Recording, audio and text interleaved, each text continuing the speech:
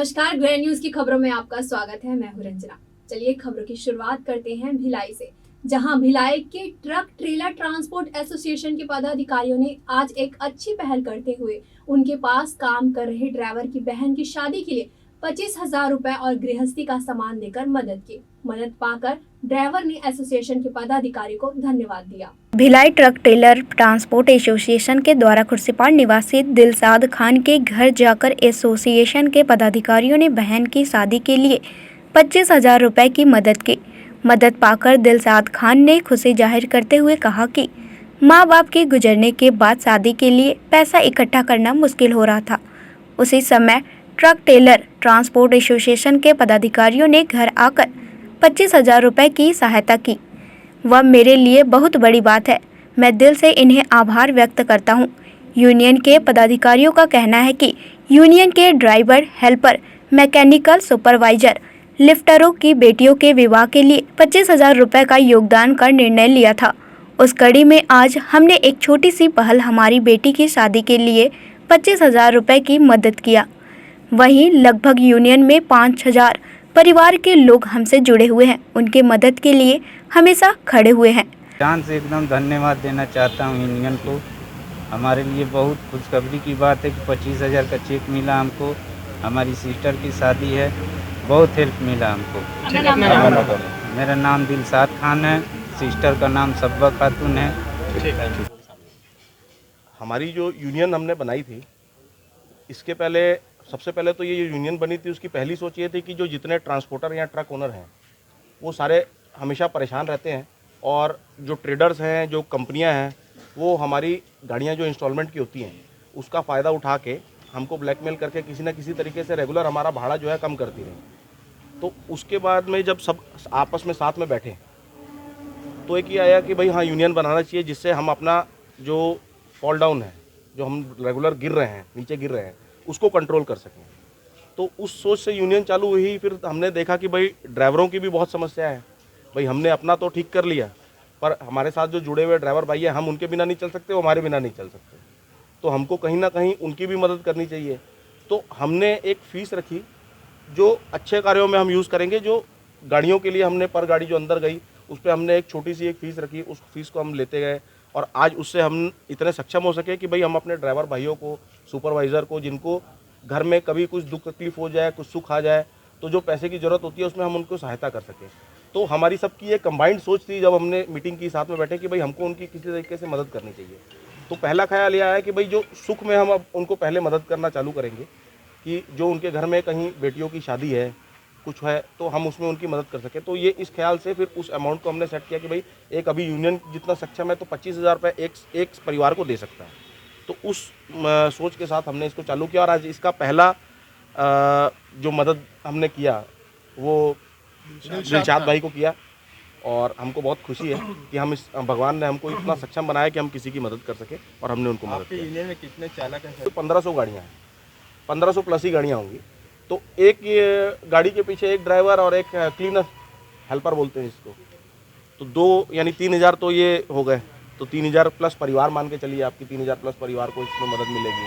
हो सकता है कि कुछ उसमें ड्राइवर और हेल्पर भाई होंगे, तो कुछ वही 50-100 का आंकड़ा जो है वो ऊपर नीचे हो सकता है, पर इतने परिवारों को मदद इससे मिलेगी। ठीक है। बाकी सक्षम जो और भी लोग हैं उनसे आप किस तरीके से अपील करेंगे? जो सक्षम लोग हैं, जो सक्षम लोग हैं, हमारे यूनियन के जो सक्षम लोग हैं, जिससे यूनियन से जिनका भाड़ा बढ़ा और उनको फ़ायदा मिला, तो ये तो यूनियन की तरफ से हुआ। मैं चाहूँगा कि भाई उनके भी जो खुद के, जैसे ये किसी कंपनी का ड्राइवर होगा, इनके खुद के ड्राइवर है, उनकी तरफ से भी अगर यूनियन की तरफ से उनको फ़ायदा मिल रहा है तो कहीं ना कहीं उनको भी सपोर्ट करना चाहिए। ओके, कि जिस तरीके से यूनियन सक्षम होती जाएगी, किसी न किसी तरीके से हम सबकी मदद करने की कोशिश करेंगे। ठीक है जी। मकसद है इसका, और कितनी प्रेरणा कहाँ से मिली कि इस तरीके से गरीबों की, जो आपके अंडर में जो काम करते हैं उन लोगों की मदद कीजिए, और 25,000 का एक बड़ा अमाउंट कैसे ध्यान में आया? प्रेरणा हमें मतलब पूरी एसोसिएशन के संरक्षक और फाउंडर मेंबर हमारे सेठ जी बीरा सिंह जी रहे हैं, हमारे पापा।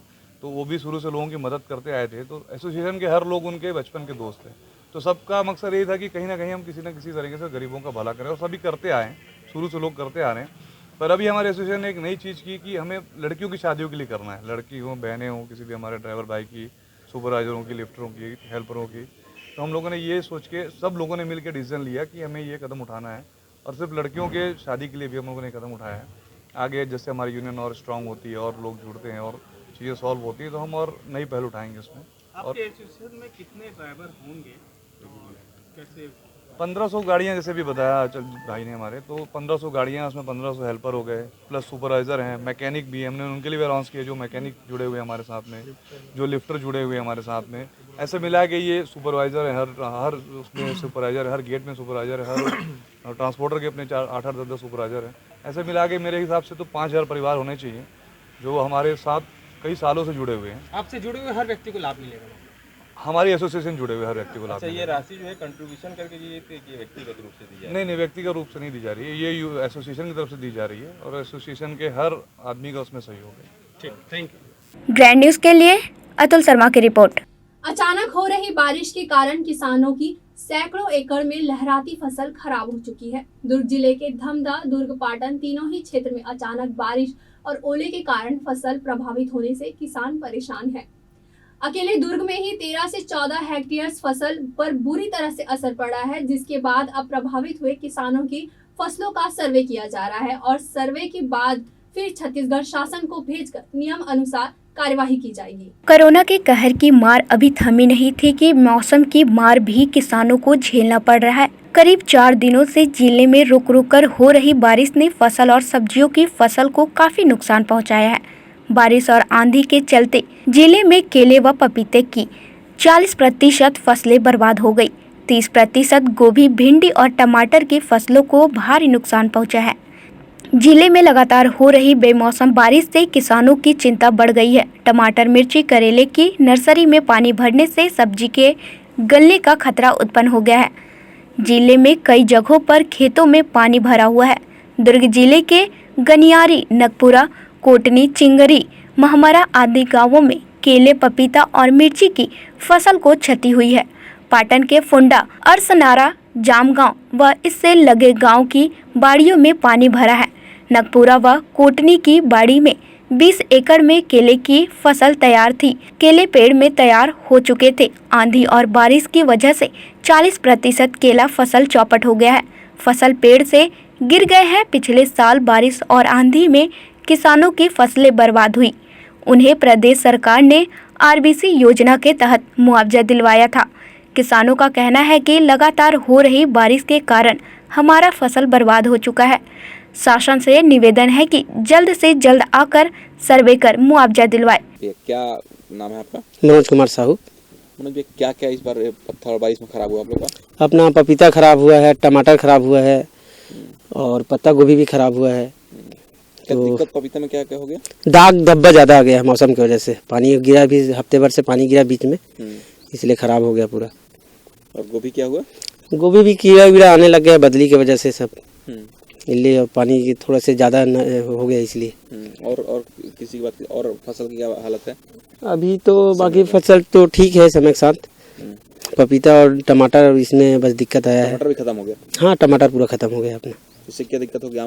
क्या सब्जी महंगे? पानी ज़्यादा हो गया ना तो मरना चालू हो गया। सब्जी महंगे होंगे? खराब हो गया, बिका ही नहीं। 10 रुपये के कैरेट, 50 रुपये कैरेट जाना चालू हो गया। क्या सरकार से मदद क्या चाहते हैं आप लोग? सरकार से मदद मिल जाता है कुछ तो ठीक था। कितने एकड़ में खेती किया आप लोग? 15 एकड़ में पपीता है, 5 एकड़ में टमाटर आया है और 6 एकड़ में पत्ता गोभी लगा है। तो पूरे धमदा क्षेत्र में ही ऐसा ही है पूरा? धमदा क्षेत्र में ही है अपना पपीता खराब पूरा, है ना? पूरा। हाँ, टमाटर भी खत्म हो गया? हाँ, टमाटर भी खत्म। टमाटर तो पहले से वायरस के कारण आधा से ज़्यादा ऐसे ही खराब हो गया था, जो है सो था। ठीक।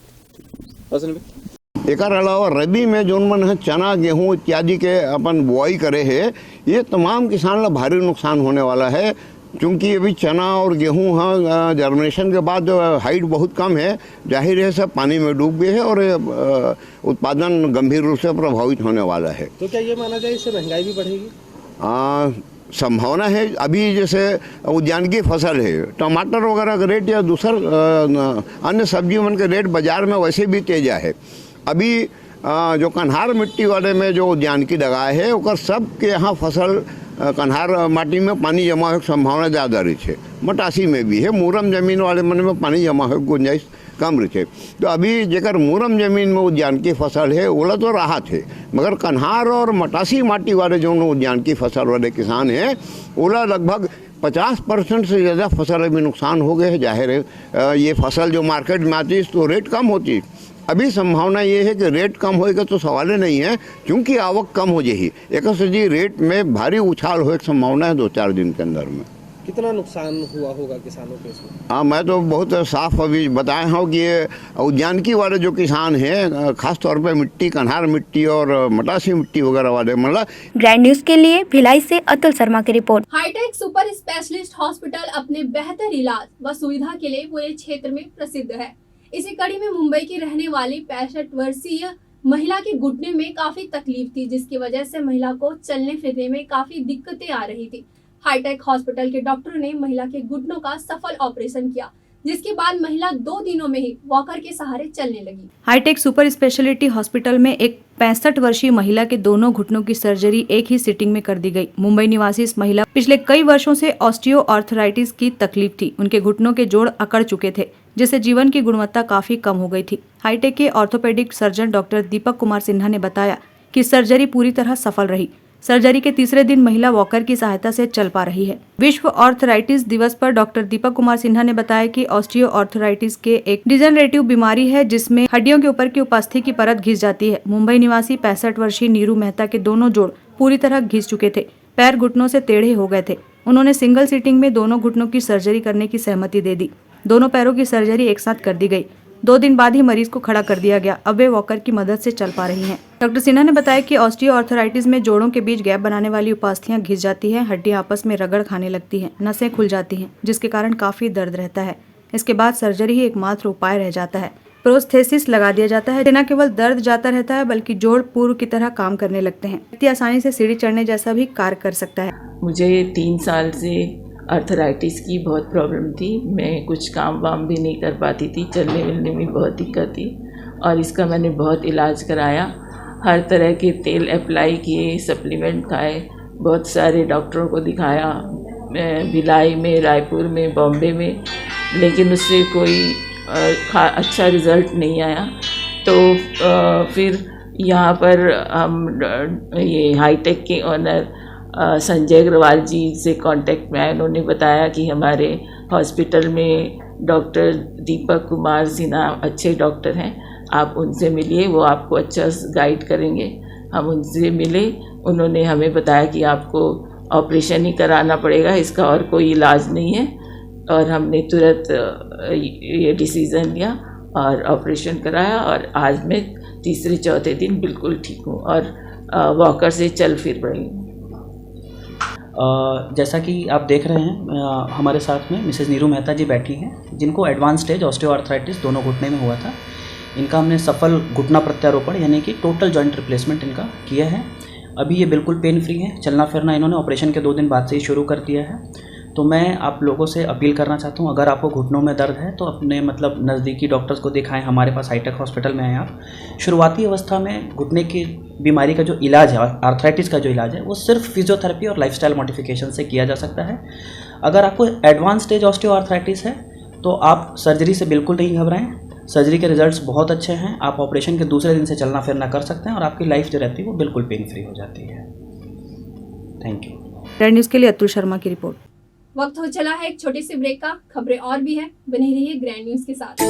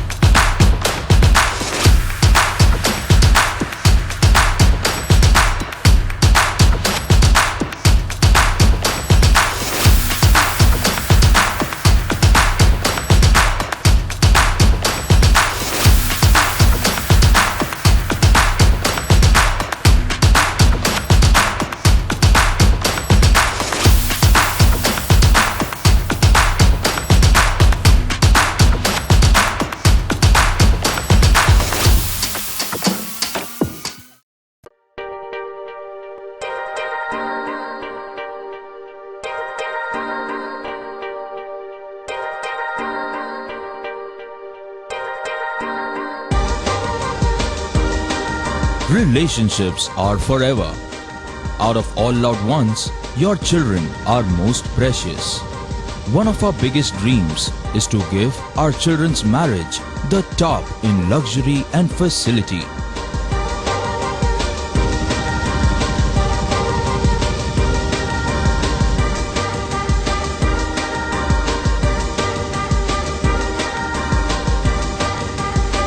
In today's busy life, you cannot afford to take time out for everything to be perfect for your marriage. And you cannot compromise on quality of service for your guests. Our customized marriage packages are made just according to your wish.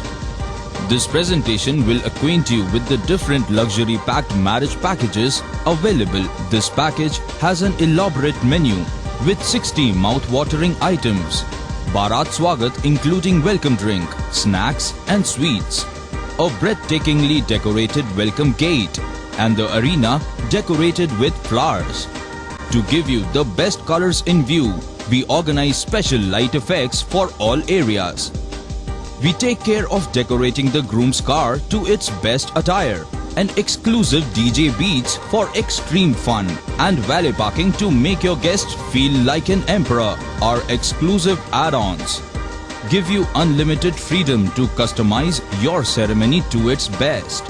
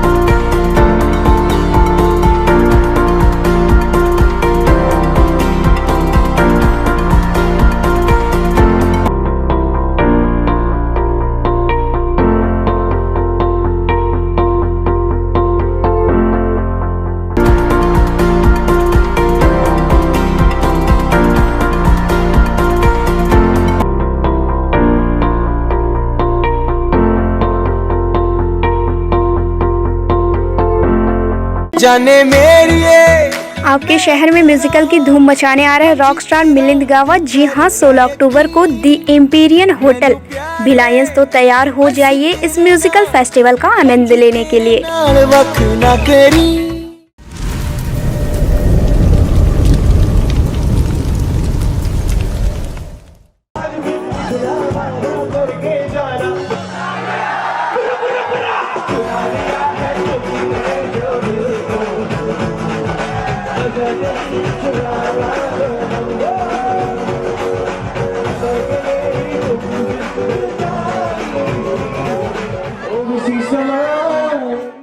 Break के बाद आपका स्वागत है। भारतीय जनता युवा मोर्चा के नव नियुक्त प्रदेश अध्यक्ष रवि भगत भिलाई की कुर्सी पर पहुंचे, जहां श्री राम जन्मोत्सव समिति के कार्यकर्ताओं ने उनका जोरदार स्वागत किया।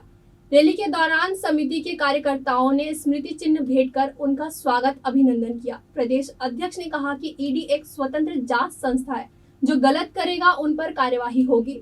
इसमें बीजेपी की कोई भूमिका नहीं है। प्रदेश अध्यक्ष बनने के बाद ये पहला दौरा है आपका। इससे पहले भी आप आ चुके हैं, लेकिन ये आप पद में आने के बाद पहला दौरा है। युवाओं के लिए क्या संदेश रहेगा? पहला तो आप मतलब बताना चाहते हैं, पद भी है, दायित्व है, जिम्मेदारी है, एक नया जिम्मेदारी मिली से युवा वाला संदेश है कि यहाँ जो लबरा और झूठ के सरकार है ओकर खिलाफ जनहित के हर लड़ाई लड़ना है। मैं युवा मतलब यही संदेश दे के आया हूँ कि कहीं भी कोई दुखी और कोई शोषित मिले, अगर युवा मोर्चा वहाँ खड़े हैं तो वहाँ लड़ना चाहिए। बस यही संदेश लेके आज भिलाई आना। गुटबाजी बहुत देखे जाते हैं। गुटबाजी नहीं, कार्यकर्ता में उत्साह है। आज भारतीय जनता पार्टी विपक्ष में होकर बाद भी हमारे कार्यकर्ता के फौज खड़ी थे तो गुटबाजी नहीं है यार, उत्साह है, कहीं थोड़े मोड़े ऊपर नीचे हो जाते। युवा मन आगे बढ़ के आते का लगा 2023 में का मजबूरी माना थे, राजनीति ला एक जिम्मेदारी माना थे, राजनीति ले देश के दिशा तय होते, एक आज युवा राजनीति में अपन कदम रखते। कुर्सी पार में मंच से आप महादेव जिक्र कर रहे हो, जिसमें ये बता रहे हो कि युवा मन है उनमें संलिप्त होकर गलत हिम जाते रद्दम जाते। मैं नहीं, आप मन स्वयं वो सवाल ल जाना तो पूछा जरूर मोर ले हो, लेकिन महादेव ऐप के नाम से जो खेला चला थे वो खेला के कौन मास्टर है कौन नौकर करता धरता है सब जाना तो बोले ठीक करबो, लेकिन युवा मतलब बर्बाद नहीं हम दे, छत्तीसगढ़ मातारी के शान ला बचा के रखें। जिम्मेदारी के बाद एक सब कार्यकर्ता ले मिले जुले के कार्यक्रम है और साथ ही साथ वर्तमान में जो सरकार है वो का गड़बड़ी करत है वो ठीक करे बर हमला युवा मोर्चा के साथी ला का करना पड़ी, एक योजना रणनीति पर सब कार्यकर्ता ले मेल जोल के कार्यक्रम। रणनीति तो हमन सब वरिष्ठ मन साथ मिल के बनाबो, धरातल पे आप मन ला दिखे ला मिली और हमार रणनीति यार जो धरातल पे काम मिली वाला भी आप मन ला दिखाए का आवश्यकता पड़ी। प्रदेश सरकार किस रूप में देख रहे हैं? प्रदेश सरकार ला हमन पूरा फेलवर के रूप में देखा था, नहीं कर झूठ फरेब के अलावा कोई चीज़ नहीं है। सीएम साहब का कहना है कि भाजपा डर चुकी है इसलिए ईडी करें। भाजपा डरात नहीं है, जो गलत करा थे ओला हमारे प्रधानमंत्री जी की ना खाऊंगा ना खाने दूंगा, जो बेईमानी कर रहा थे वही मतलब सामने लगा ला थे ईडीआर, और ईडी में कहीं संगठन के या भाजपा के कोई भूमिका नहीं है और एक स्वतंत्र जांच संस्था है। दुर्ग में भिलाई में कहीं भी ना निगम में ना विधानसभा में, कैसे इतना मुश्किल कैसे आएंगे आप लोग सत्ता में? अब आए हैं रणनीति बनाबो, रणनीति बना के आबो, निश्चिंत रहो। आप पल्ला में वादा करके जात हो हमारे सब युवा मोर्चा मन के कार्यकर्ता के दम पे निगम में और विधानसभा में लोकसभा में सब में हमारे भारतीय जनता पार्टी के अच्छा है। जो युवा विधायक है भिलाई नगर के लगातार जो भाजपा के लोग हैं लगातार उनसे जुड़ते जा रहे हैं, उसी पर के भी कई लोग जुड़े, कैसे आप लोग अपना गढ़ बचा पाओगे? गढ़ बचाए के नहीं है, कभी कभी ना हम धान के फसल लगाथन तो कुछ बदरा रहते, जब धुकाई चलते तो उड़ जाते, वो बदरा मन के हमारा चिंता नहीं, हमारा मजबूत कार्यकर्ता है, वो मजबूत कार्यकर्ता के दम पे हम अपन गढ़ ला मजबूत भी करबो। हम तो जो माननीय हमारा राष्ट्रीय पिताजी के कहना रही कांग्रेस ला मुक्त भारत ले मुक्त करना है, हम राष्ट्रपिता महात्मा गांधी जी के कथनी पे चला था कि कांग्रेस ला देश में आवश्यकता नहीं है, अब कांग्रेस मुक्त के राज में अब पूरा देश निकल पड़ी थी, मैं छत्तीसगढ़ भी वो एक नाम रही। कभी युवाओं को मौका मिलेगा इधर? युवाओं को मौका मिला है, मुझे मिला है। नहीं टिकट पार्टी आप उसके लिए निश्चिंत रहिए, जो जीतने वाला होगा, जो जीतने वाला रही ना वो सारी युवा ला दे, मेहनत करना पड़ी युवा ला, युवा हो के नाते टिकट नहीं मिले, जीतने वाला और मेहनती के नाते टिकट मिले। गुटबाजी भी दिखाई देती है लगातार, उसको किस प्रकार से आप लोग दूर करेंगे? भैया जहाँ जितना ज़्यादा बर्तन रहते वहाँ थोड़ा मोड़ा बचते, जितना ज़्यादा काम करने वाला है थोड़ा मोड़ा संघर्ष रहते, यार गुटबाजी नहीं है यार, संगठन ला मजबूत करे बार कार्यकर्ता के समर्पण है, वो समर्पण में कहीं ना कहीं थोड़ा मोड़ा टकराव हो जाते, वो कार्यकर्ता के मजबूती के पहचान है। क्षेत्रों में निरंतर काम करते रहे और जैसा मैंने कहा कि देश के प्रधानमंत्री जी ने जिस तरीके से राष्ट्रपति मुर्मू जी को एक गांव से बनाया, उसी प्रकार से जो दीनदयाल उपाध्याय जी ने कहा था कि अंतिम व्यक्ति तक विकास भी पहुंचना चाहिए और अंतिम व्यक्ति का व्यक्तित्व विकास भी होना चाहिए और उसको समाज के लिए काम करने के लिए प्रेरित करना चाहिए। तो उसी कार्य को लेते हुए प्रदेश की और राष्ट्र की भी जो भारतीय जनता पार्टी है उन लोगों ने प्रदेश अध्यक्ष के रूप में भाई रवि भगत जी को यहाँ चुना है और उसका अभिनंदन करने हम यहाँ हैं। दुर्ग सेठ RCS कला एवं वाणिज्य महाविद्यालय वाणिज्य विभाग के द्वारा अंतर्राष्ट्रीय विपणन में भारतीय अर्थव्यवस्था एवं चुनौतियों से जुड़ी आजादी का अमृत विषय पर 2 दिवसीय राष्ट्रीय संगोष्ठी का आयोजन 11 एवं 12 अक्टूबर को महाविद्यालय में किया गया। 2 दिवसीय राष्ट्रीय संगोष्ठी के प्रथम दिवस उद्घाटन सत्र में मुख्य अतिथि हेमचंद यादव, विश्वविद्यालय की कुलपति डॉक्टर अरुण पल्टा एवं मुख्य वक्ता के रूप में Nagpur KCP and Berar college की डॉक्टर उपस्थित रही, जहां उन्होंने अपने संबोधन में आज़ादी के बाद से अभी तक भारतीय अर्थव्यवस्था के बारे में बताया तथा विभिन्न प्रधानमंत्री के कार्यकाल में अर्थव्यवस्था के उतार चढ़ाव का जिक्र करते हुए अपनी बातें कही।